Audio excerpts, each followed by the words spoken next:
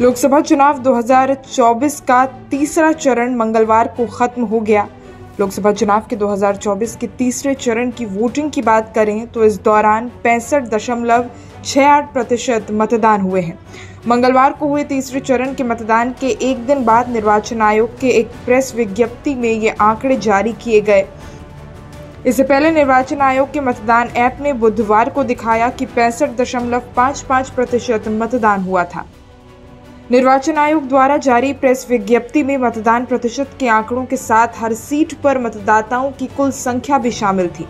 चुनाव आयोग की माने तो असम में 85.45%, बिहार में 59.14%, छत्तीसगढ़ में 71.98%, दादरा और नागर हवेली और दमन और दीव में 71.31%, गोवा में 76.06%, गुजरात में 60.13%, कर्नाटक में 71.84%, मध्य प्रदेश में 66.48%, महाराष्ट्र में 66.55%, उत्तर प्रदेश में 57.55%, तो पश्चिम बंगाल में 77.53% मतदान हुए हैं। आंकड़ों में देरी का विपक्ष ने लगाया चुनाव आयोग पर इल्जाम। मौजूदा लोकसभा चुनाव में प्रत्येक चरण के बाद पूर्ण मतदान प्रतिशत के आंकड़े तुरंत जारी करने की अपनी मांग को लेकर विपक्षी गठबंधन इंडिया के नेता गुरुवार को निर्वाचन आयोग से मिलेंगे।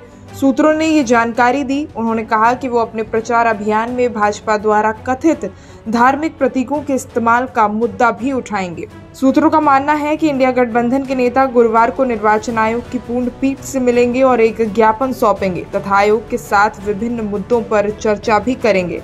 कांग्रेस, टीएमसी और मार्क्सवादी कम्युनिस्ट पार्टी सहित इंडिया के घटक दलों ने अब तक निर्वाचन आयोग को अलग अलग पत्र लिखे हैं, जिनमें पहले दो चरण के मतदान के आंकड़ों को जारी करने में कथित देरी पर चिंता व्यक्त की गई है।